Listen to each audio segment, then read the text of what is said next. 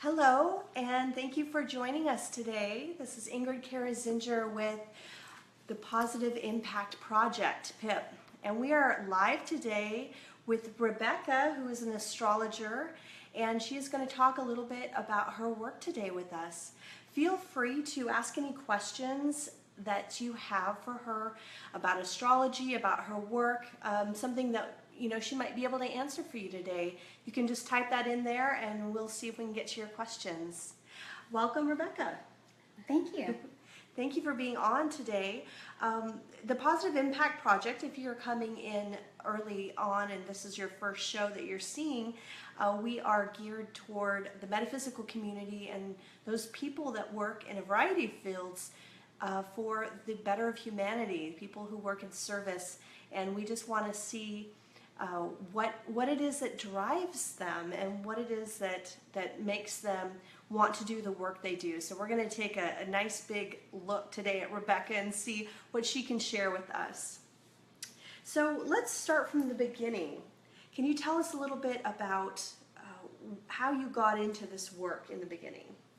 Well, I actually, in the late 70s, was going through, or early 80s actually, was going through a divorce. And one of my friends said, well, have you ever had an astrology reading? And I was questioning everything. And I said, well, no, I haven't, but I've read Linda Goodman's Sun Signs, and everything in there is accurate about me. So, maybe that would be interesting. So I went to see an astrologer, a professional astrologer, and he knew details about me. He knew I was going through a very difficult, complex relationship where it was an obsession. He knew so much that it startled me. I mean, I walked out of there white as a ghost, and I thought, I want to learn how to do that. I want to learn what he has learned because I wanted to understand why things would happen the way they did, especially in relationships. I am a Libra, and I have 5 planets in Libra, and so the Libra is the sign of marriage. And he told me in that very first reading, he said, someday you're going to find yourself counseling others about their relationships. And I thought, me? I have the worst relationship on the planet. What do you mean? And eventually, even a psychic, he's a world famous psychic who was tested at Duke University, he told me during the same time period that I was destined to be unlucky in love. And I'm like, wow, what a thing to say to somebody. And as I got into studying astrology, I was able to see what he meant by that. And that, yes, I would be very interested in understanding why things repeat, for one, and why people go through the relationships they go through over and over and end up with the same result, and they're questioning, why is this happening to me? And of course, it had to happen to me first. So that's what got me into it. Wow, that's quite a story. So, I mean, you just lived it. You lived it and you saw, you had clarity from that what your mission was moving forward. Oh, definitely. It was a profound realization that I was very interested, not only in astrology, but I would go, for 5 years I studied at the Aquarian Age bookstore with Kim McSherry, who is a very good astrology teacher here in Houston. She has the Houston Institute of Astrology. And she's an excellent teacher, and I studied with her 5 years. But my primary interest was only relationships. So I ended up going all over the United States, studying at different conferences with astrologers from all over the world. And every time I would go to these conferences, the only tracks I would go to were the ones on relationships. One of my teachers, Glenn Perry, said, yes, you have 5 planets in one sign, so you're like a one-track note. It's like that's your passion. And it was my destiny. And so I did study it extensively, especially astrology, but then getting into Jungian psychology, I blended the two and wrote a book. Wonderful. And what is that book? The book is called The Shadow Dance and the Astrological 7th House. And the 7th house is the house of marriage and partnerships. And is that on Amazon? It is. Okay, go find that on Amazon. Wonderful. So you can give in this book insight for people to understand better their relationships. What is it showing us? The beginning of the book talks about Jung's concept of the shadow. Because the shadow is everything inside of us that's unconscious. And if it's unconscious, we don't know about it.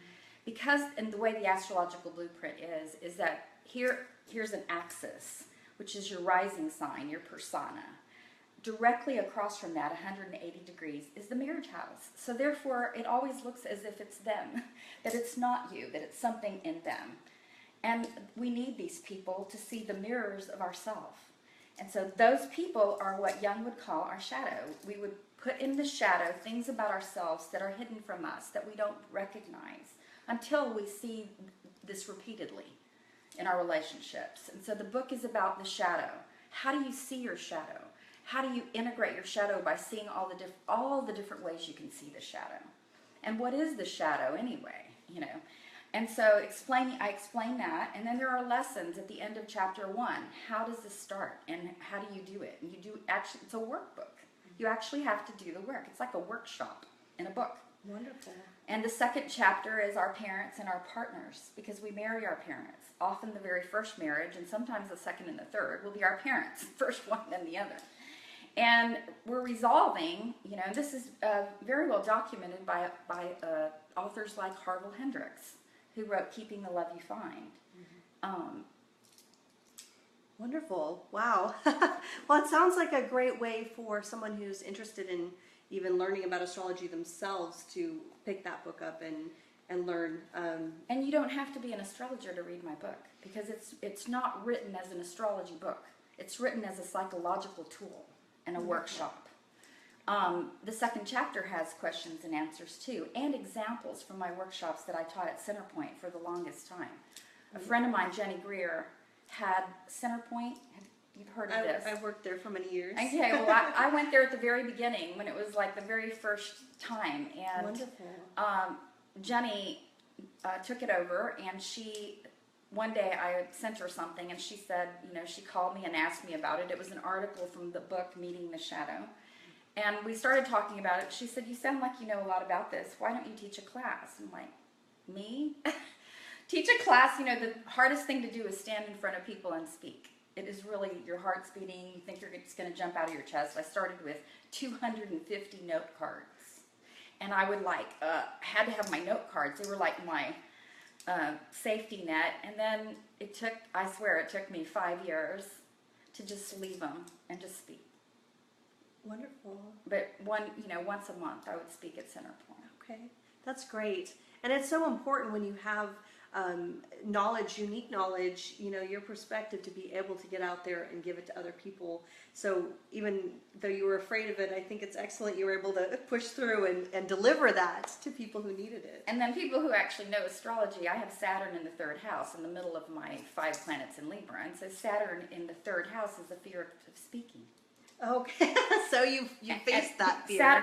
Saturn is where you're the most afraid. So you're most afraid of relationships, yes. And what is your hardest karma? Saturn. Mm-hmm. Where you're going to struggle the most is your Saturn placement. And so it was not only in relationships, but it was in the 3rd house of the mind and speaking.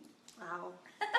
Well, Jonathan Foster is live. He made a comment that he's been doing shadow work.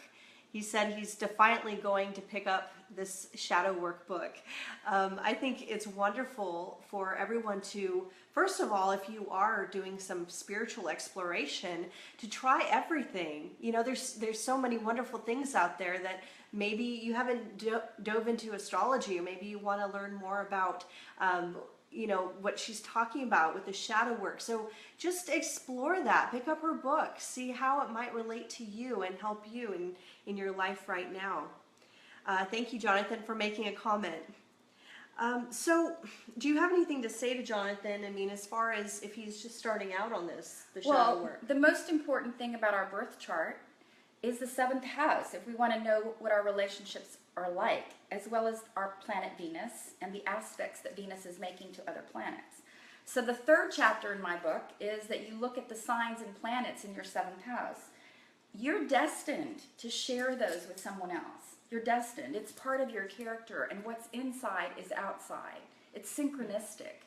You know, astrology is a synchronistic tool, because as above, so below, as within, so without.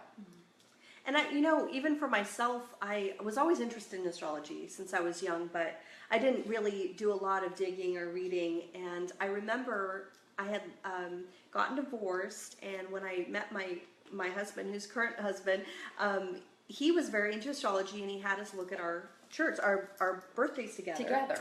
And it was so fascinating and really positive that I was like, I want to go look at my ex-husband and see what it says. And you know what it said?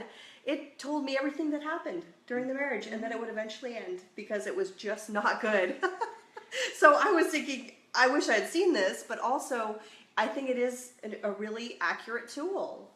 It is, and I would even venture to say that, those first marriages, because I had a very difficult first marriage, and but he was perfect because he brought to me parts of me that I refused to be. When I left him, I had to do exactly what I didn't like about him. I had to grow up. I had to become responsible. I had to buy a house. I had to buy a car. He was taking care of everything, so why should I? It's like he was like a father figure instead of a partner. And he was a lot older than me. And when you have Saturn in Libra or Saturn in the 7th house, you can gravitate towards somebody who's much older or much younger. And the meaning, obviously, is that each person has to come to the middle. I was also synchronistically aspects of him he refused to be. So it wasn't until much later, when I got a business partner, that I really got this, because she was exactly like my ex-husband. And I was the common denominator. So it was remarkable to me, but she was an Aquarius, and I have Aquarius on the 7th house, and I left my husband for an Aquarius. And my husband had the moon in Aquarius exactly on my marriage house cusp.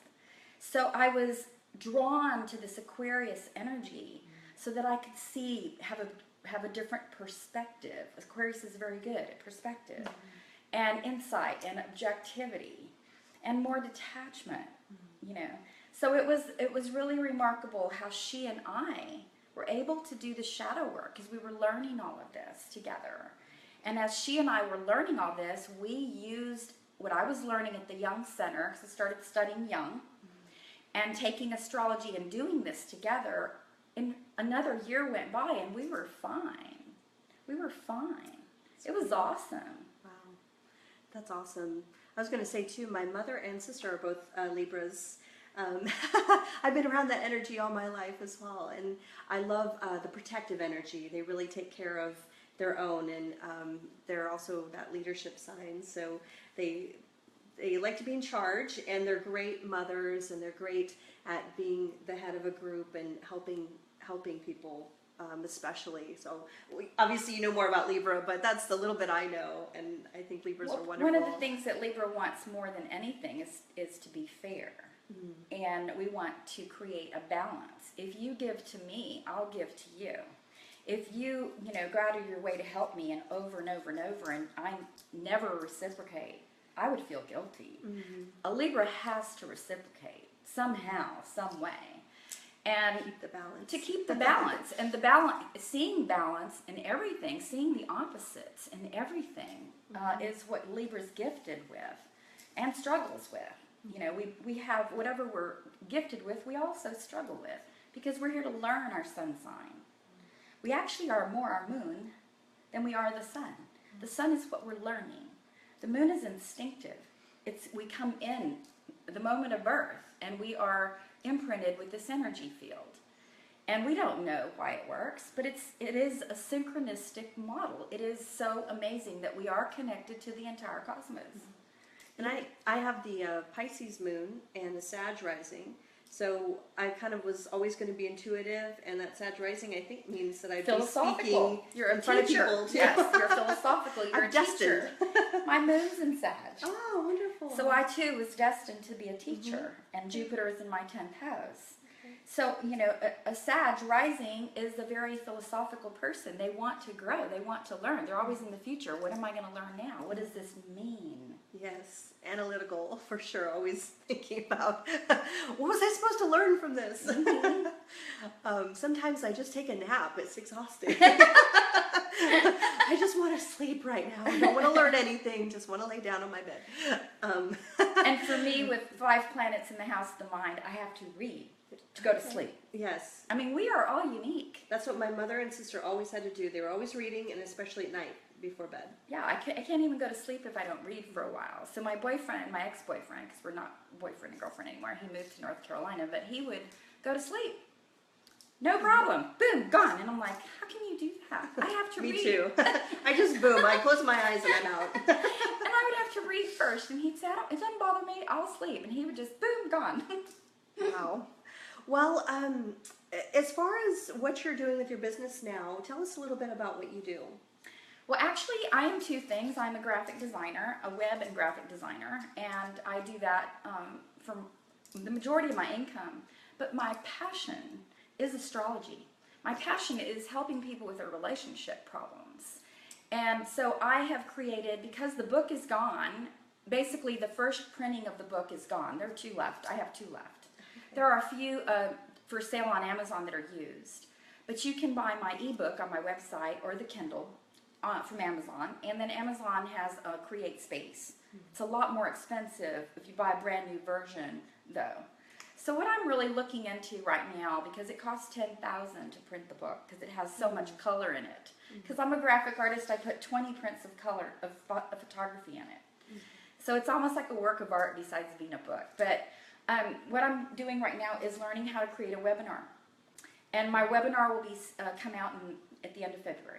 Wonderful. Or middle February. That's exciting. So what is your website again? Your website? Shadowdance.com. Okay, that's easy. And then is the webinar going to be available through there? Yes. I'm not, I will probably send, I'm looking into getting more people. I have like 1,200 on my email list, but I'm going to be presenting articles in the Indigo Sun. My first one will come out in February, and then hopefully there'll be a few more, and then from that, hopefully more people will learn about it. Marketing is not my expertise. Graphic design is. But I'm studying with an expert marketer, and he will teach me how to do that. And I will highly recommend him. He is amazing. Wonderful. So if they sign up on your email list, and they'll be up to date on what's coming up next. There's an email list you can subscribe to on my shadowdance.com, and it will immediately shoot you out an MP3. A 90-minute MP3 of me speaking live. Wonderful. So tell us, as far as moving forward, what is something that you see for yourself, your business? What would you like to create in the next couple of years? I would like to create the awareness out there in the world that we are all completely human and imperfect. Because perfection is a goal, but perfection doesn't exist on this plane of existence. And shadow projection is what is causing all these divisions, wars, escalation, all the polarization. It's the extreme opposites. It's like we all have to learn how to come to the middle. There is a middle ground somewhere. And it all starts with us, with our own relationships. So the beginning is forgiveness. Forgiving the past relationships. Forgiving yourself for all of your mistakes. We've all done and said things we wish we hadn't.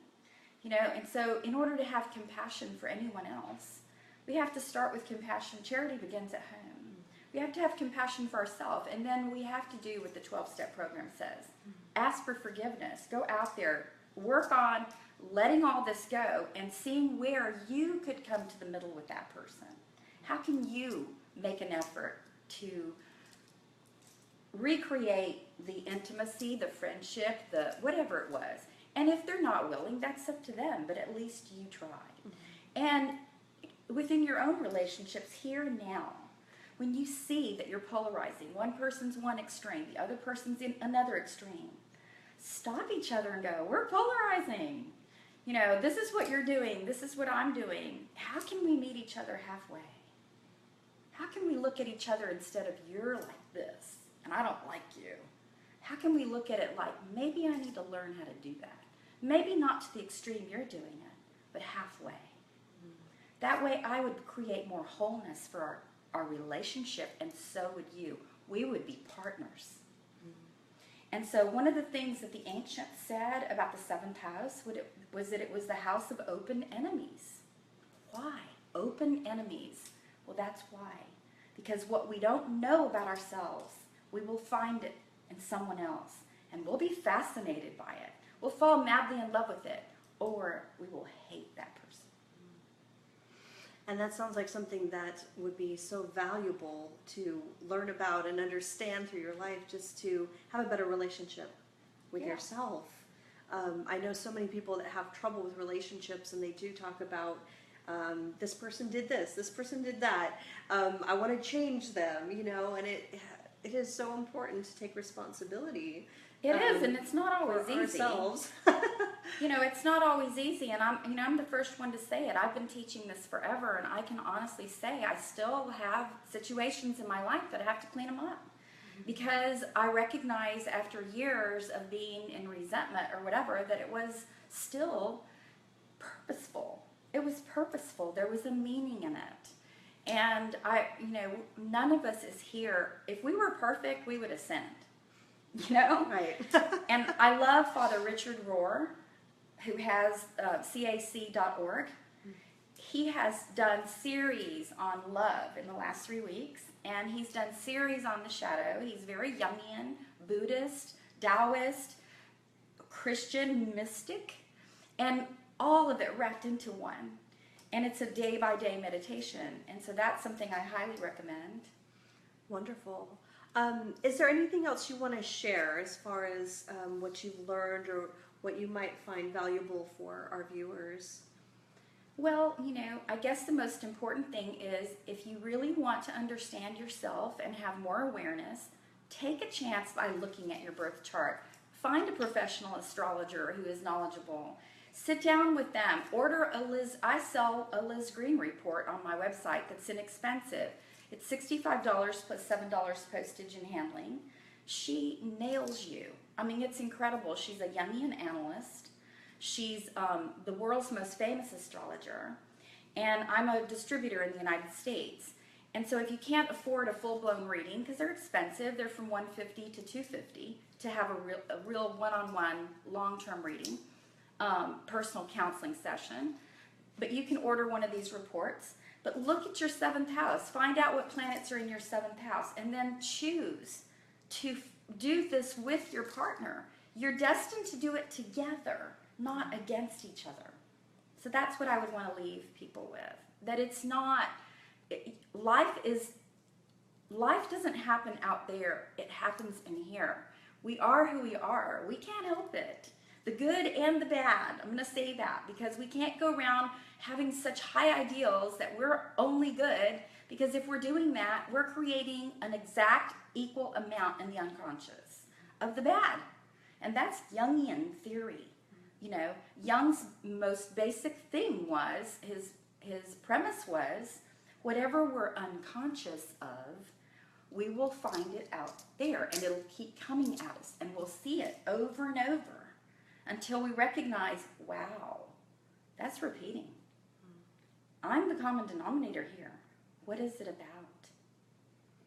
Wonderful. Thank you so much for sharing today all of this wisdom, and hopefully, our viewers take away some gems, something that, is going to resonate with you personally. And I really feel like everybody should get their astrology chart done, just to have that awareness, just to get that extra aspect, to see yourself objectively. Because I do feel like, when we're trying to figure things out on our own, it's like that hamster in the wheel just runs and runs and runs, and we think, I'm getting somewhere, but we need that outside. We need something coming from someone else, and I feel like just getting that astrology chart and having someone talk to you about it is going to really benefit you as far as the way you see your life. So I do hope that you'll give her a call or check her website out, shadowdance.com. Thank you so much, and thank you, watchers, for joining us today. If you do come up with any questions, you can still send them in, and we'll see if we can get some answers for you. But thank you for watching, and thank you for being on with us today. Thank you for asking me. I really appreciate it. Really, thank you for asking me. All right, bye for now. Thank you, everyone.